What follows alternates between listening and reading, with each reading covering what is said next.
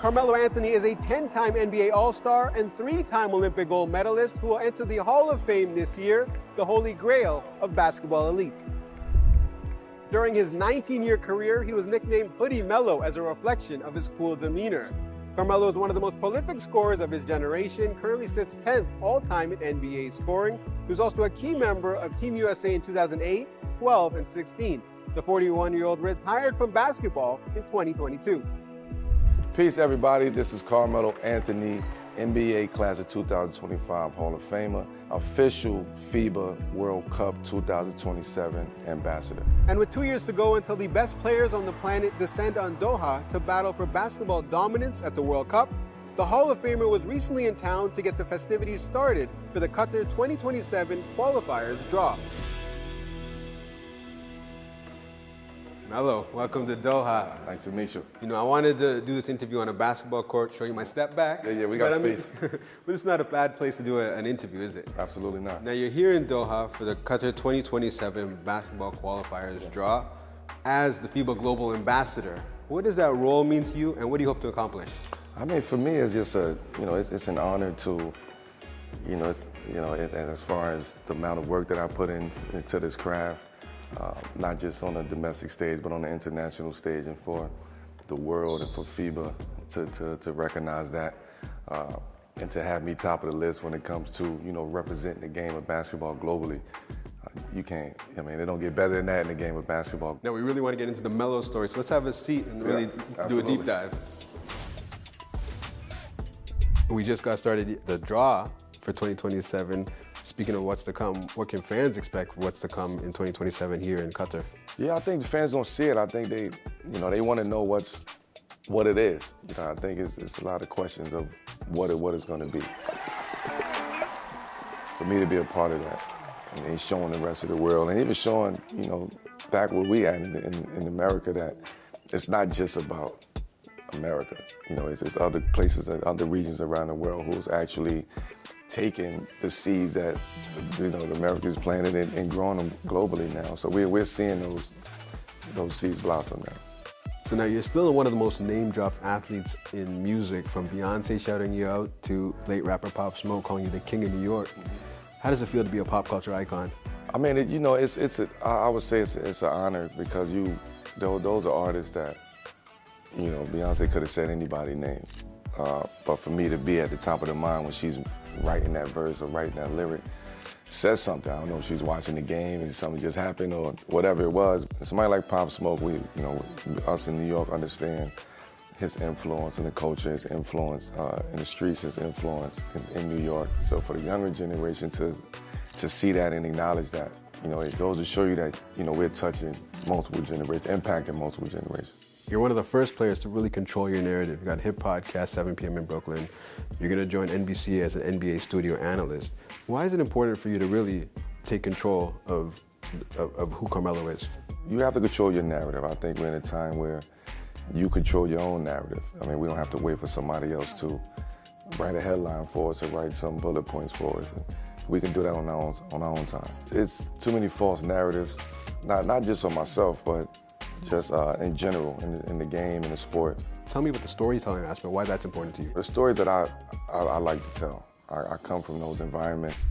I understand the wants, the needs, the acts, the lack of hope in those environments. So when you see that, it's beauty in that too. You just want to tell that story. You want the world to see.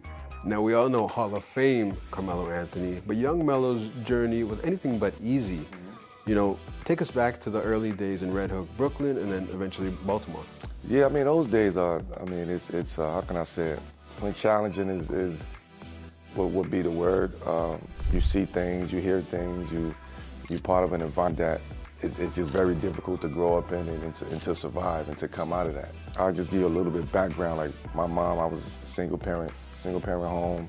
2 brothers, 1 sister, 2 cousins, 2 aunts, and an uncle in the house in the 3-bedroom. That's how we survived, and it was every age, right? So you had to really get in and to fit in, right? Whether it was meals, whether it was the shower, whether it was washing machine, whatever it was competition. So it was very difficult, kind of navigating those walls and navigating that world. So I'll take my hat off to my mom for, you know, it was always, we gonna be all right, we gonna be okay, we gonna figure it out. And she always did, so that, you know, those morals and standards that was instilled in me at an early age, they were never going away. So when you come out of that, you have a different understanding of what it means to go through or live in situations like that or go through daily occurrences. So that part of my life was really jump-started and made me understand why I'm here today. Like that was the beginning. Was playing ball an escape from reality? Playing ball for me early, it was a part of reality because you can't escape it. It's the court, your apartment, everything is in that complex. So you can't really escape the reality. You have to be creative. You had to go out there and think and come up with scenarios and visualize. Playing ball was just something fun to do at this point in time. We felt like it was part of the calendar, it was part of the schedule on a daily basis. Later on, the court became my sanctuary, where just like I know I could go in here and just for 2-3 hours, nobody's gonna bother me, no phones, no, you know, if I wanna be here by myself, I'm gonna be here by myself. You recently gave a commencement speech at Syracuse where you won a national championship. Your son is going to go in the fall. Just take us through what you wanted to relate to that class. Now, I've been here before.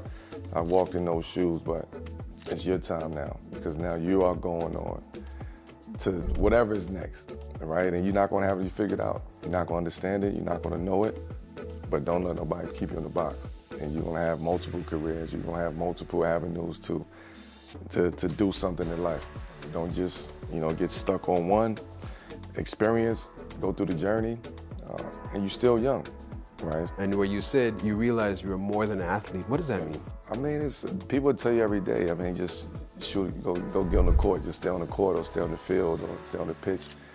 And I think that's the worst thing you could possibly tell an athlete because we're so much, you know, multi-dimensional when it comes to just who we are, right? Basketball might be a small part of who we are. And most people just focus on the small part of who we are as people. You have a famous quote where you're saying, you have two choices. Every day you could wake up and continue to sleep, or you could chase your dreams. What successes are you still chasing? I'm headed down a path of like just experiences and newness and trying to put so many different things together that make sense and understand it. It's a real community effort when it comes to making it happen. So I'm excited about what's to come. You know, I know we experienced a lot of good things now, a lot of good energy that's surrounding myself and the team. But I feel like we're just getting started. Thank you for taking us on the Melo journey. Appreciate you, Melo. Thank you for joining us on The Dialogue. Thank you.